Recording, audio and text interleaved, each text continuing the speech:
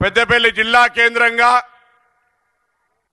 తెలంగాణ రాష్ట్రంలో ఉన్నటువంటి సంవత్సర కాలంగా రేవంత్ రెడ్డి గారి నాయకత్వంలో ఉన్న ఈ ప్రభుత్వం యువ వికాసం కింద తీసుకున్న అనేక కార్యక్రమాల్లో భాగంగా గ్రూప్ 4 కు సంబంధించినటువంటి 8,000 మంది చిల్లర ఉద్యోగస్తులకు నియామక పత్రాలు ఇవ్వడంతో పాటుగా గత సంవత్సర కాలంగా రాష్ట్ర వ్యాప్తంగా తీసుకున్నటువంటి 55,000 ఉద్యోగాల నియామకాలకు సంబంధించి లేదా తెలంగాణ ప్రభుత్వం తరఫున గత సంవత్సర కాలంగా ఉపాధి అవకాశాలను మెరుగుపరిచే కార్యక్రమాలను చెప్పడానికి తెలంగాణ ప్రజా పాలన వారోత్సవాల్లో భాగంగా పెద్దపల్లికి వచ్చేసినటువంటి గౌరవ ముఖ్యమంత్రి గారికి ఒక్కసారి గట్టిగా అందరూ చప్పట్లు కొట్టి స్వాగతం చేయాల్సిన సందర్భంగా కోరుతా ఉన్నాను.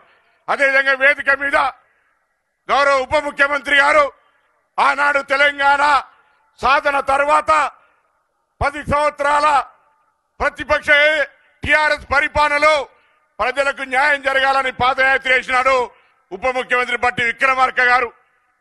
ఈ జిల్లా ఉమ్మడి జిల్లాకు సంబంధించి సీనియర్ మంత్రి గౌరవనీయులు శ్రీధర్ బాబు గారు, మన జిల్లా ఇన్ఛార్జి మంత్రి ఉత్తమ్ రెడ్డి గారు, తెలంగాణ ఉద్యమకారుడు ఆనాడు మంత్రి పదవికి రాజీనామా చేసిన కోమటిరెడ్డి వెంకటరెడ్డి గారు, గౌరవనీయులు పొంగులేటి శ్రీనివాసరెడ్డి గారు, ఇప్పుడే మాట్లాడి వెళ్లిపోయినటువంటి తుమ్మల నాగేశ్వరరావు గారు, గౌరవ రాష్ట్ర కాంగ్రెస్ అధ్యక్షులు మహేష్ కుమార్ గౌడ్ గారు, ఎమ్మెల్సీ జీవన్ రెడ్డి గారు, పార్లమెంటు సభ్యుడు సోదరుడు గడ్డెం వంశీ గారు, ప్రభుత్వ విపులు లక్ష్మణ్ కుమార్ గారు, వినోద్ గారు, శాసనసభ్యులు, మీ అభిమాన నాయకుడు స్థానిక శాసనసభ్యుడు విజయ రమణారావు గారు, వేదిక మీద ఉన్న పెద్దలు అందరికీ కూడా, డాక్టర్ వివేక్ గారికి, ప్రేమ్ సాగర్ రావు గారికి, కవంపల్లి సత్యనారాయణ గారికి, మేడిపల్లి సత్యం గారికి, అందరి జిల్లాకు సంబంధించి ప్రతి నాయకుడికి ఇక్కడికి విచ్చేసిన అందరికీ నమస్కారాలు తెలియజేస్తా ఉన్నా.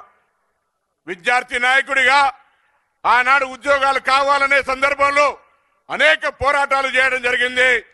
తదుపరి కరీంనగర్ లోక్సభ ప్రజల ఆశీర్వాదంతో పార్లమెంటు సభ్యుడై తెలంగాణ సాధనకు సంబంధించి పోరాటం చేశాం.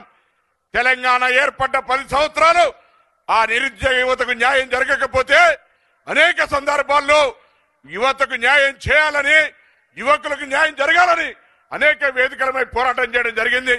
ఈ రోజు మీ అందరి ఆకాంక్షల మేరకు నిన్నటికి 1 సంవత్సరం పూర్తయింది.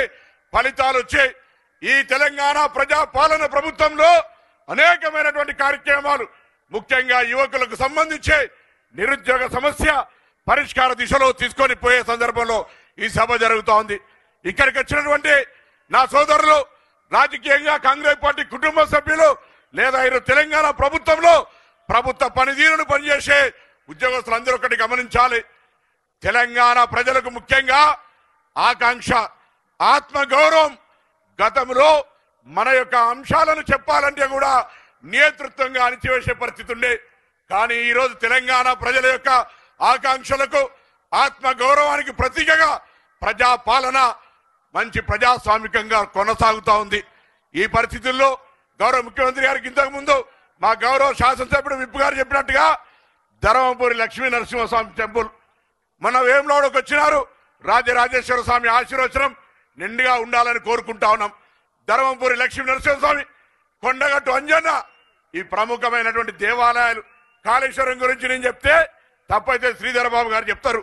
ఈ 2 దేవాలయాలకు సంబంధించి దయచేసి సమానంగా వాటికి సంబంధించి చాలా పవర్ఫుల్ కొండగట్టు అంజన్న పాదయాత్రలు మీరు వచ్చినారు. ధర్మపురి లక్ష్మీ నరసింహస్వామి మా ఈ జిల్లా అందరు ఇలవేల్పు ఆ దేవాలయాల అభివృద్ధికి సంబంధించి.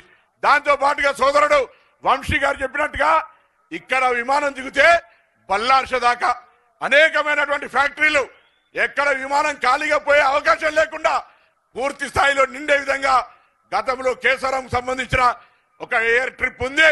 దాన్ని కూడా భవిష్యత్తులో ఈ ప్రాంతం ఉత్తర తెలంగాణకు సంబంధించి వరంగల్ అదొక పారిశ్రామిక ప్రాంతం అయితే, ఈ మొత్తంగా పక్కన ఆదిలాబాద్, మంచిర్యాల సిమెంట్ ఫ్యాక్టరీలతో సహా ఈ ప్రాంతానికి అభివృద్ధి ఉండే విధంగా ఒక ఎయిర్పోర్ట్ ఇచ్చేటువంటి ఆలోచన రాష్ట్ర ప్రభుత్వం నుంచే కేంద్రం మీద ఒత్తిడి తెచ్చే దిశలో కొనసాగించాలని సందర్భంగా కోరుతూ ఈరోజు పెద్దపల్లి జిల్లా కేంద్రం వేణన్న గారు వచ్చినారు.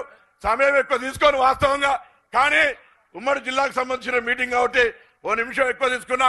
దయచేసి అంజనా భావించకుండా మరొక్కసారి విజయరామనారావు గారు 1500 కోట్లు దొబ్బిపోయిందని అందరు ఈర్షపడుతున్నారు. పోయినాక దృష్టి తీసుకో, లేకపోతే ప్రాబ్లం అవుతుంది.